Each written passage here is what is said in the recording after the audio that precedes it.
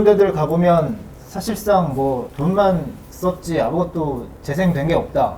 말만 재생이지 뭐가 재생됐느냐. 그건 자본주의 국가는 아니잖아. 그건 공산주의 국가에서 하는 거잖아. 그게. 그냥 너무 큰 사고를 치지 않기만 바라는 것밖에 안 더 큰 사고.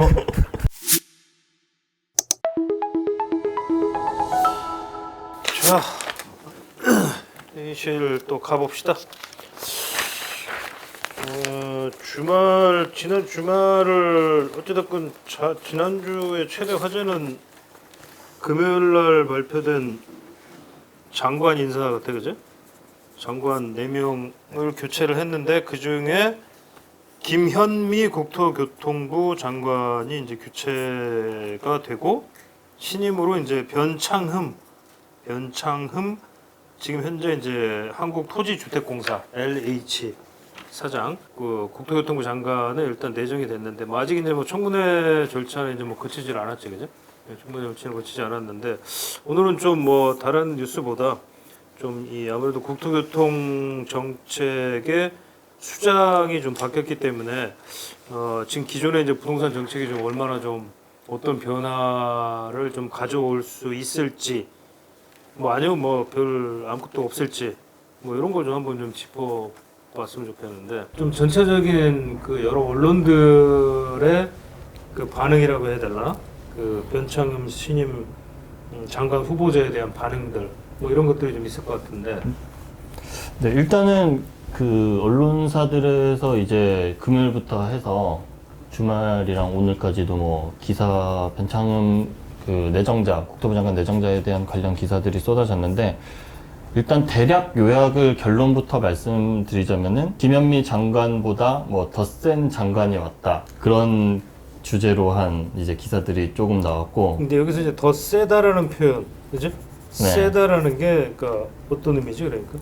그러니까 기존 문재인 정부가 추진하는 이제 정책 방향이 있는데 이제 규제를 조금 강화하는 방식으로 이제 계속해서 정책이 잇따라 나왔는데 아무래도 그거를 빗대어서 김현미 장관보다 더 하면 더 했지 못하진 않을 거다. 더 센 규제들이 나올 수도 있다. 이런 전망이 나오고 있는데 그거는 이따가 좀 이력을 보면서 조금 더 왜 이렇게 예측을 하고 있는지 분석을 해보면 될 것 같고요.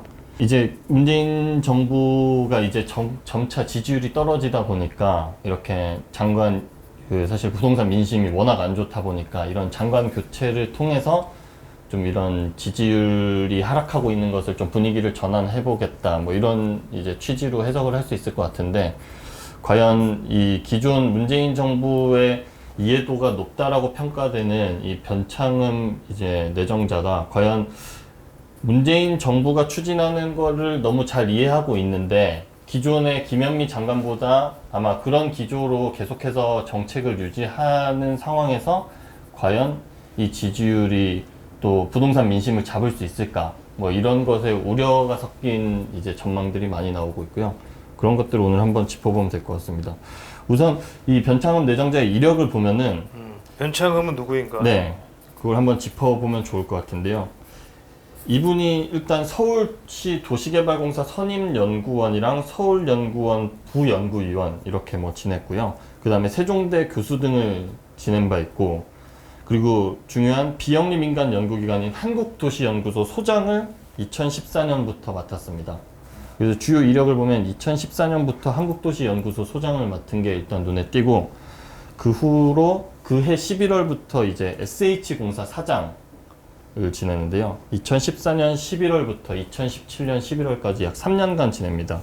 근데 이때가 박원순 전 서울시장 2기 시절이라고 보면 될 것 같은데요. 이제 이때 당시 뭐 행정가로서 경험을 쌓았는데 당시에 서울연구원 원장이 김수현 전 청와대 정책실장이거든요. 이 김수현 전 청와대 정책실장이 서울연구원 원장이던 시절에 서울형 도시재생을 같이 주도했던 그런 인물로 일단 가장 이제 특징적인 부분이 그렇게 보면 될 것 같습니다. 서울형 도시재생을 주도한 인물이다. 이렇게 보면 될 것 같고요. 이분은 이제 항상 뭐 언론, 그간의 언론 인터뷰라든지 이제 방송에서 조금 취재한 발언들을 보자면은 부동산은 시장에 맡겨서는 안 되고 공공이 주도적으로 개발해야 한다는 생각이 강한 것으로 알려져 있고요. 규제와 증세를 강화해온 이 정부의 부동산 정책 기조가 크게 달라지지 않을 것이라는 전망이 나오는 이유 중 하나가 바로 그것 때문이고요. 그리고 부동산 투자로 얻은 불로소득은 환수해야 한다. 뭐 이런 취지의 발언도 상당히 많이 언급을 했었고요. SH공사 사장일 때부터. 그리고 이분이 헨리 조지의 사상을 따르는 뭐 대표적인 또 조지스트, 헨리 조지 학파로 또 분류된다고 하더라고요. 학문적인 관점에서 접근을 해서 보면. 이 헨리 조지 학파의 특징이 이 주장하는 바가 토지 사유를 금지하고 기존 사유지에서 발생하는 이익은 세금으로 거둬야 한다는 미국의 경제학자인데, 이 변창흠 내정자가 학부 시절에 이 헨리 조지의 저서 진보와 빈곤을 읽고 사회 양극화를 해결하기 위해 부동산 연구를 결심했다고 밝혔습니다. 이분이 세종대 행정학과 교수 시절 논문을 쓴 게 있는데요. 그 제목이 바로 불로소득의 환수와 토지 공개념인데, 토지 소유권 보장을 전제로 한 보유세 강화를 추진해야 한다. 이런 내용들이 이제 논문의 좀 주제로 다뤄졌다고 합니다. 대체로 이 양반이 그 김수현 전 청와대 정책실장 그 라인이다. 뭐 좀 표현이 좀 그렇긴 한데 측근이다. 뭐 이런 얘기도 있고 뭐 그렇거든, 그죠? 네. 그 부분은 좀 어떤가? 뭐 두 사람이 이렇게 세종대 물론 이제 아마 겹치지는 내가 않았던 걸로 아는데, 그 김수현 실장이 세종대에서 이제 그 문재인 정부 아니 저 노무현 정부 저 끝나고 나서 세종대의 교수로 있었거든. 내가 알기로는 부동산 정책대학원인가 뭐 부동산 대학원의 뭐 교수 원장인가 뭐 하다가 이제 서울연구원인가 이쪽으로 갔다가 서울연구원에 있다가 이제 문재인 대통령 이제 되면서 이제 청와대로 가는 아마 그런 이제 루트였는데, 어찌됐건 뭐 김수현 내가 알기로는 예전에 하여간 두 사람이 상당히 생각이 거의 비슷하고, 나도 이제 나 이제 뭐 김수현 실장은 내가 잘 모르지만 변창흠 장관 후보자 같은 경우는 이 토론회 같은데 사실 많이 나왔던 분이에요, 양반이. 그래서 토론회도 많이 다니면서 이제 사실 근데 뭐 토론회에서는 그렇게 세게 얘기는 좀 잘 안 했었거든. 근데 세게는 안 했는데 뭐 모르겠어요. 그러니까 이제 약간 이제 이게 뭐 또 토론회라는 그런 자리와 또 이제 본인이 얘기하는 어떤 뭐 저서라든지 뭐 인터뷰 이런 거에서는 또 조금 다른 측면이 좀 있을 테니까. 변창흠 사장과 김수현 전 실장을 묶는 이 연결고리가 서울대 환경대학원 출신이라는 그게 하나가 있고, 네. 또 한국공간환경학회라는 이 단체를 같이 소속이 돼 오랫동안 있었다고 하는데요. 공간환경학회. 네. 김수현 실장이 10대 학회장을 맡은 바가 있고, 또 조명래 환경부 장관도 여기 같이 소속이 돼 있는데 5대 학회장을 맡았었다. 변창흠 사장도 여기 속해 있다고 하고, 현재도 또 강현수 국토연구원장도 여기 출신이라고 하네요. 그러니까 현재 조선일보 기사인데 이제 부동산 정책을 지금 이끌고 있는 이 사람들이 전부 이 공간환경학회 소속이다. 여기서 이제 큰 방향의 설계가 나오는 거죠. 그렇게. 네. 공간환경학회라는 이 학회는 뭐지 이게? 공간환경? 공간과 환경을 공간환경은 뭐지? 왜냐면 이제 이게 보통 크게 보면 이제 뭐 도시계획 한국 국토도시계획학회가 있고, 부동산 뭐 우리 부동산 쪽으로는 또 이제 부동산 정책학회라든지 뭐 이런 것들이 있는데, 그것도 아니고 이것도 아닌 약간 공간과 환경이 같이 들어가니까 좀 그러네. 또 아까 얘기 나왔지만은 이 서울형 도시재생 이걸 추진을 변창흠 사장과 김수현 전 실장이 같이 했다고 하지 않습니까? 그때 당시에 변창흠 사장이 SH공사 사장이었고 김수현 실장은 서울연구원 원장이었다. 박원순 서울시장과 함께 이 서울형 도시재생을 이끌었던 그런. 한국도시연구소 소장도 둘 다 지낸 바 있습니다. 오케이. 자, 그러면 뭐 일단 이렇게 이력을 해 오셨는데, 그러면 뭐 공직이라고 하기는 좀 그렇지만 뭐 어찌됐건 이제 서울 주택도시공사의 사장도 하셨고 또 LH의 이제 사장을 지금 이제 한 1년 조금 넘게 네. 1년 한 6개월 이상 이렇게 하셨는데 뭐 그걸 하면서 좀 재직하면서의 어떤 성과 내지는 어떤 벌어졌던 어떤 일들 뭐 이런 것들은 좀 어떤 게 좀 있을라나 이것도 좀 이 변 후보자를 좀 판단하는데 좀 필요하지 않을까라는 생각은 좀 드는데 예전에 이제 뭐 내가 정확히 안 찾아봐서 혹시 좀 찾아봤는지 모르겠지만 SH 사장을 할 때에 사실 약간 노조랑도 좀 트러블이 좀 있었고 일들이 좀 있었던 걸로 내가 알고 있는데 SH공사 사장 시절에는 블랙리스트 작성. 블랙리스트 그렇지 블랙리스트가 그런 게 있었구나. 있었다고. 맞아 블랙리스트 작성이 있었지. 당시에 변창흠 사장 방에서 간부급 직원들의 평가를 한 문건이 발견이 됐습니다. 근데 주로 이제 정치 성향이라든지 박원순 서울시장과의 관계가 어떤가 이런 내용들을 담아 있었다고 하네요. 블랙리스트 맞네 그러면. 현 정부에 따르면 뭐 빼도 박도 못할 블랙리스트 아닌가.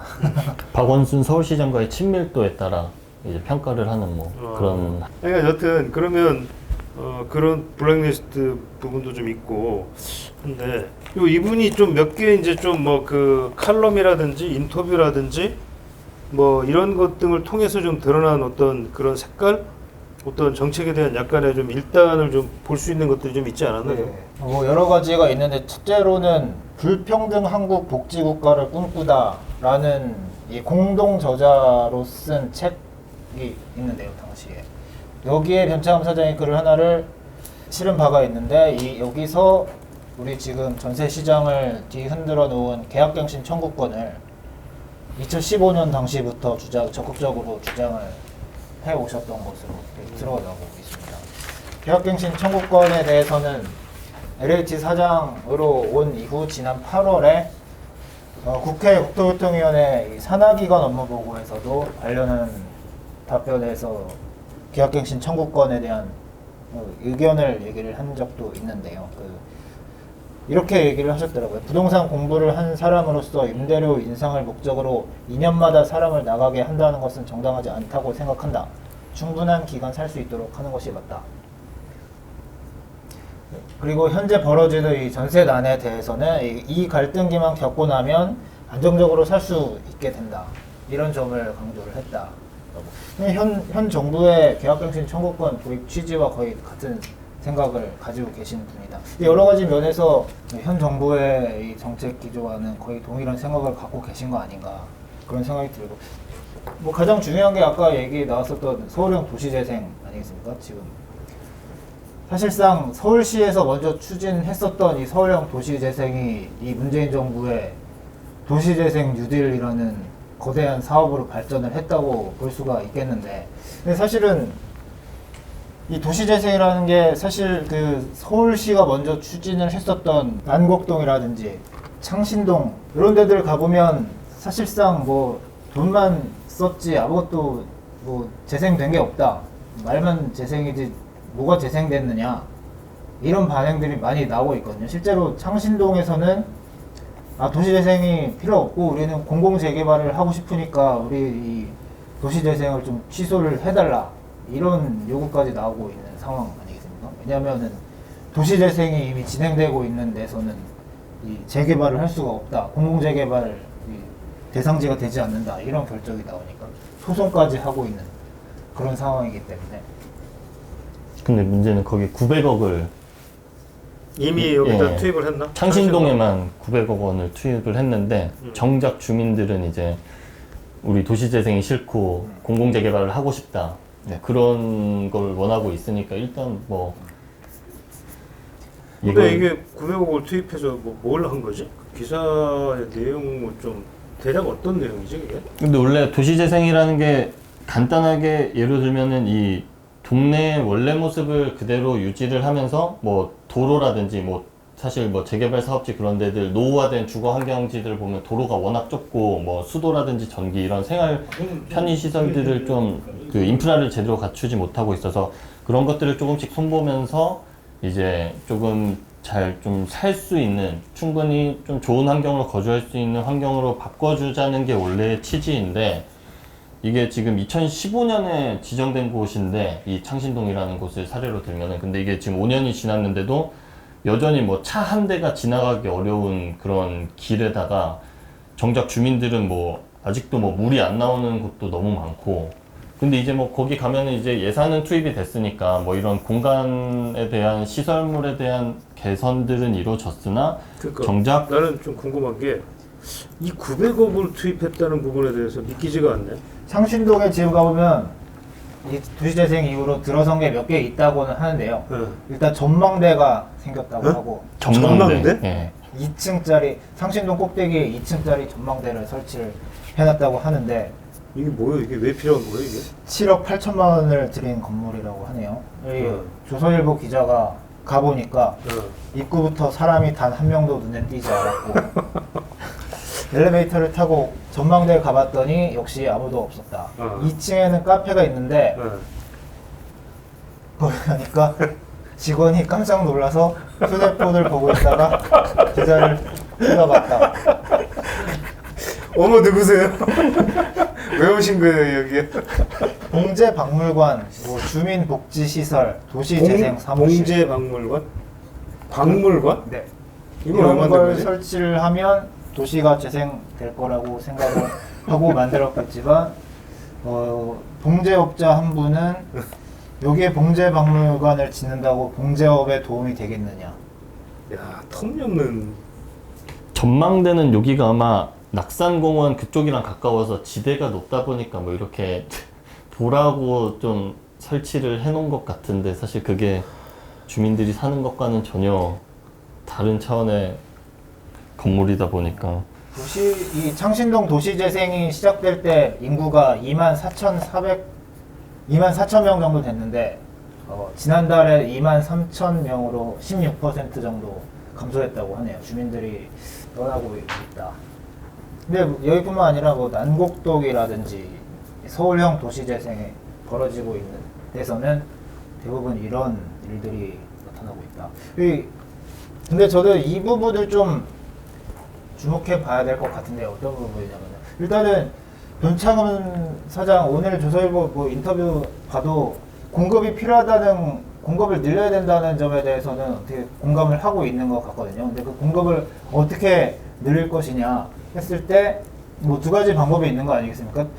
이 개발할 수 있는 이 민간을 자유롭게 개발을 할 수 있도록 풀어줌으로써 어느 정도 이윤을 보장함으로써 이 민간에서 주택을 공급할 수 있도록 하는 방법이 하나가 있고, 근데 변창흠 사장 같은 경우는 이 정부 기조가 마찬가지지만은 토지 이익을 환수를 해서 부동산 개발 이익은 환수해야 되고 그 돈으로 공공주택을 많이 공급을 해야 된다, 이런 생각을 가지고 계시는 분이라는 생각이 들고, 실제로 이 서울형 도시재생을 2014년부터 추진할 당시에 그때 이명박 정부 때 있었던 서울의 뉴타운 사업을 강도 높게 비판을 하면서 그 대안으로 이걸 도시재생을 주장을 했다고 하거든요. 변창흠 사장이 뉴타운 사업에 대해서 구체적인 정책 목표도 없고 법적 근거도 없이 시행돼서 개발이익 환수 장치가 작동하지 않았고 집값만 올려놓았다, 저렴한 임대주택을 없애는 결과만 초래했다, 이런 식으로 강력하게 비판을 했다고 하는데, 이런 면에서 이분의 생각을 한번 엿볼 수 있는 게 아닐까, 이런 생각이 들었습니다. 시장에서 전문가들이 요구하는 것은 규제를 풀어서 민간 사업자들이 이윤을 추구하는 과정에서 자연스럽게 아파트 공급이 이루어질 수 있도록 해야 된다는 것인데, 그쪽으로 갈 가능성은 뭐 전혀 없다, 이렇게. 그래서 뭐 재건축도 허용해주면 안 된다는 거 아니야? 오늘 뭐 그런 내용이 나왔던 재건축 재개발 규제를 풀 생각은 전혀 없다. 단기적으로 아파트 값이 급등할 우려가 있기 때문에. 사실 이분이 지난 9월에는 서울 주택 공급이 부족하지 않다, 뭐 심리적 우려다라고 얘기를 했는데, 그런 얘기를 했나? 예, 9월에 한 언론 인터뷰에서 그런 이야기를 언급을 했는데, 이번에 이제 장관 내정이 되면서 아무래도 민심에 따라서 일단 공급을 뭐 좀 빠른 시일 내에 하려고는 하는데 재개발과 재건축은 일단 가능성이 없는 걸로 봐야 될 것 같습니다. 그러면 무슨 수로 공급을 확대하겠다는 거야? 그럼 아까 지금 얘기한 것처럼 도시 재생으로 주택 공급을 확대하나? 그거는 약간 아니 그 이미 실패한 것 자체도 아니고 뭐 말 자체가 안 되는 개념이잖아. 도시 재생이라는 건 주택 공급하고는 관련이 없는 거 아니야, 그죠? 기존에 있는 주택들을 뭐 좀 그야말로 다시 좀 사람이 살 수 있게끔 이렇게 좀 뭐 개보수하는 정도에 그친다. 뭐 주거 환경 개선 정도다. 이런 정도로 봐야 될 것이고. 그러면 이제 대규모의 어떤 주택 공급을 가능하게 하려면 이 양반이 내가 알기로 무슨 철도 부지 뭐 그다음에 뭐 유휴지 뭐 공공시설 유휴지라든지 이런 데에다가 이제 공공주택을 지어야 된다라는 걸 아마 많이 주창을 했던 걸로 내가 알고 있어요. 그래서 이분이 아마 그런 쪽에 무슨 생각을 가지고 왜 안 되냐, 또 얼마든지 있을 거다라고 얘기하시는 것 같은데 아마 막상 돼서 찾아보면 없으실 것 같다는 생각은 들거든. 뭐 찾아봐야 뭐 사실 그러니까 땅이 없지 않지. 왜냐면 이제 그럼 결국 그린벨트를 풀어야 돼요. 제일 가능한 방법은 그린벨트를 풀면 되거든. 근데 그린벨트는 풀 수가 없잖아 지금. 당장 지금 뭐 저 태릉 지금 골프장만 하더라도 지금 그린벨트 풀었다고 지금 뭐 난린데 지금 풀겠다고 그러니까 지금 못 풀게 하더라고. 그러니까 이게 그런 논란이 지금 심각한 상황이라서 이 양반이 어떤 방식으로 공급을 확대할지에 대해서 좀 사실 궁금하긴 해. 서울 시내 그것도 이제 서울 시내 이번에 정부가 발표했었던 뭐 공공전세라든지 뭐 LH와 선매입 조건으로 다세대 주택 짓는 임대주택, 신축 매입 약정. 신축 매입 약정 이런 기조를 이어가면서 아까 말씀하신 뭐 공공재개발에서 일정 부분 뭐 민간 인센티브를 좀 더 확대한다든지 아니면 역세권 공유개발 얘기도 있긴 한데 어떤 식으로 이 구체화를 할지에 대해서는 좀 더 지켜봐야 될 것 같고요. 또 하나는 이제 연차금 사장이 토지 임대부나 이 환매 조건부 주택을 과거부터 강력하게 주장을 해왔다고 또 그러시더라고요. 맞아. 토지 임대부 주택. 토지 임대부 주택이라는 거는 이 토지에 대한 소유권은 정부가 그대로 가지고 있으면서 주택 소유권만 양도를 하는 그런 방식의 주택이 되겠고, 환매 조건부는 주택을 뭐 소유권을 넘기긴 하지만 팔 때는 정해진 가격에 나라의 LH나 이렇게 나라에만 되팔 수 있도록 하는 그런 주택이. 그건 자본주의 국가는 아니잖아. 그건 공산주의 국가에서 하는 거잖아. 그게. 베트남 같은 데 가면은 베트남하고 중국이 네. 땅은 국가 소유고 건물은 100년, 200년씩 쓰게 그 사용권 주는 거거든. 그거랑 똑같은 얘기야, 이게. 토지 임대부라는 건. 공산주의 국가에서 하는 그거 하겠다는 얘기거든. 근데 그럼 뭐 그게 뭐 되느냐? 근데 결국은 거기도 다 거래되고, 심지어 얘네들조차도 공산주의 국가에서조차도 위에 땅에 거래되는 그 건축물 거래되는 거에 대해서 프리미엄 붙여서 파는 거 가지고 뭐라고 안 해? 세금만 내면 돼. 근데 우리나라는 지금 그것도 아니고 뭐 국가에다가 뭐 팔으라는 얘기야? 이거는 뭐 공산주의 국가보다 더한 얘기지. 이거 말도 안 되는 얘기인 거고, 기본적으로. 우리 사회 체제를 그러면 부정하는 거지. 대한민국 헌법에 자본주의 국가 우리 시장 경제를 원하는 나라인데 이건 말도 안 되는 얘기지, 사실은. 그러니까 그럴듯해 보이잖아, 그지? 언뜻 생각하면, 일견 생각하면 그럴듯해 보이지만 사실은 그럼 이렇게 해서 이런 주택을 공급한다 치면은 대한민국에는 주택 공급을 할 적이 없지. 전부 나라가 지어서 공급하면 되지 뭐. 배급제지만 쉽게 말하면 배급제로 갈 거라고. 공산주의야 이거는 내가 봤을 때는. 그래서 김현미 장관보다 더한 사람이 하는 거 아닐까 싶은데. 그럴 수 있겠네. 토지 임대부 주택과 환매 조건부 주택을 이분은 공공자가주택으로 명명을 하면서 2007년부터 적극 도입을 주장을 하고. 공공 자가주택은 또 뭔 소리야 또. 근데 결국엔 토지 소유권을 가질 수 없다는 점에서는 임대주택하고 전혀 다를 바가 없는 것이고, 그렇지. 이게 그 주택 수요자 입장에서는 어떤 뭐 이게 장점이 있어서 이 주택을 소유를 하겠느냐 이런 의문이. 그러니까 토지 임대부라는 게 얘기가 들려면 아까 얘기한 것처럼 차라리 그 위에 건물에 대해서는 그냥 뭐 사고 팔 수 있어야 되는 거야. 그리고 거기에서 뭐 프리미엄 발생하면 프리미엄 발생하는 대로 그냥 뭐 하는 거지. 그 대신 양도소득세 내야지. 양도소득세 내면 되는 거야. 사실은 그렇게 하는 게 정답인 거지. 그거를 아예 그냥 땅 자체도 그냥 다 하겠다라고 하면은 정부 소유라고 건물도 나오는 거는 무조건 이익은 보장 안 해주겠다고 그러면은 그럼 그거는 집을 왜 사야 돼? 그냥 월세 내고 사는 거랑 똑같은 거지. 그러니까 이건 애시당초에 말이 안 되는 제도라니까. 이 제도 자체가 애시당초에 틀려 먹었어. 그래서 이건 안 되는 거고. 그러니까 이렇게 이분이 2007년부터 주장을 하셨는데 아직도 현실이 그렇지. 안 되게. 그리고 토지 임대부가 이미 나왔었어. 그리고 시장에서 실패한 정책이야 이미. 네. 아무도 호응을 안 했어. 그래서 망했어요 이 정책이. 그거 이미 우리가 두 번인가 LH에서 한번 시도했다가 실패해가지고 비분양 나가지고 그냥 다 그냥 접었던 정책이야. 그러니까 이거는 이미 시장에서 폐기된 정책인데 다시 들고 나온 거라서 의미 없는 정책일 것 같고. 그 이렇다고 해가지고 뭐 그러면 뭐 땅값이 안 오르나? 또 결국 땅값만 또 오를 거야. 이게 정부가 나서가지고 뭐 땅 사고 막 그러면은 뭐 여기저기서 막 반발 일어나고 사회적으로 분열만 초래할지도 몰라요. 토지주들이 뭐 내 땅 왜 수용해가지고 하느냐부터 시작해가지고 난리 날 거라고 사실. 그러니까 이거는 현실적으로 맞지 않는 얘기인 것 같고. 그러니까 우리가 누누이 얘기하지만 결국 정책이 그러니까 정부가 자꾸 그때 우리 빵 얘기로 했지만 빵을 자꾸 만들어서 직접 빵집을 내가 운영해서 빵을 자꾸 만들어서 팔겠다고 자꾸 문제가 자꾸 거기에서 발생하는 거거든.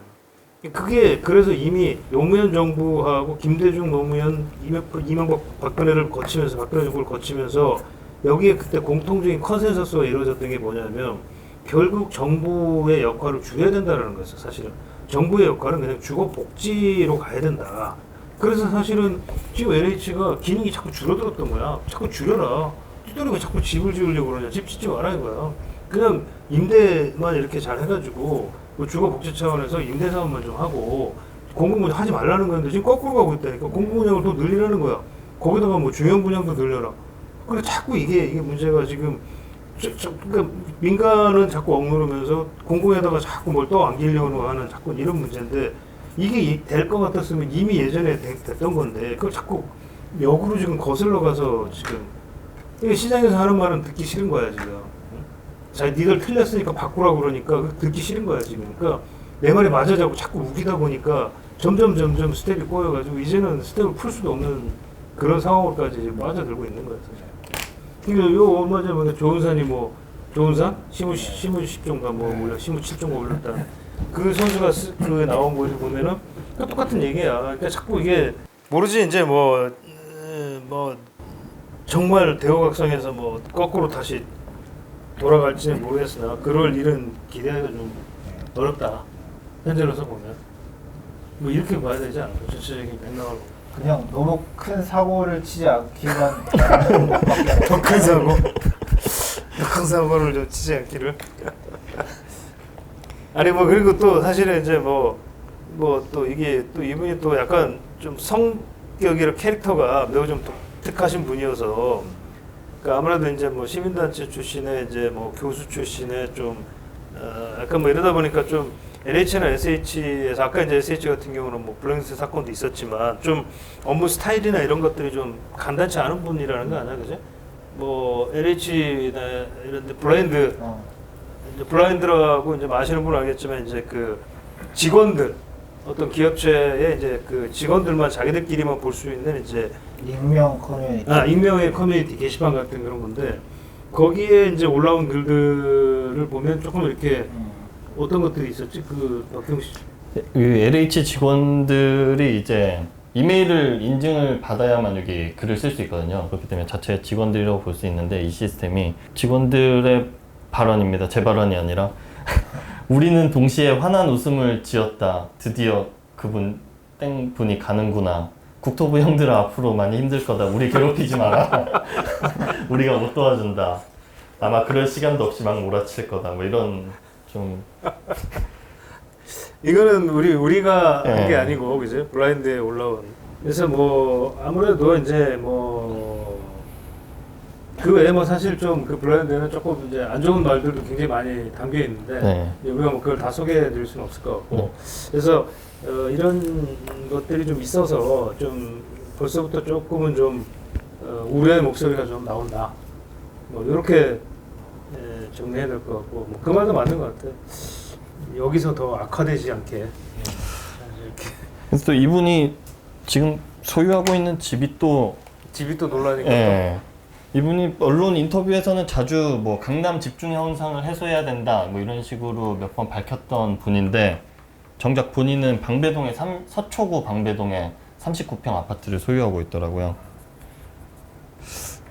참 왜 하나같이 약간 솔직히 거기가 살기 좋잖아. 그러면 방배동 40평짜리 아파트. 강남이 살기 좋은 건 네. 누구나 다 알잖아. 어? 그 사람의 마음이라는 게 그게 인지상정인데 돈 있으면 강남 살고 싶고 능력 되면 강남 가서 사는 거지. 왜 그걸 가지고 뭐 죄 지은 것처럼 그렇게 하는 거는 사실 좀. 하여간 뭐 일단 봅시다. 뭐 우리가 뭐 아직 청문회도 이제 본격적으로 시작되지 않을까. 아마 그런 것들이 이제 아마 이제 그 청문회 과정에서 이제 좀 많이 좀 검증 대상으로 올라오고 좀 논란이 되지 않을까. 뭐 이런 생각이 좀 드네. 여튼 뭐 험난한 청문회가 되지 않을까라는 생각은 좀 해보네. 오케이, 오늘 여기까지 합시다.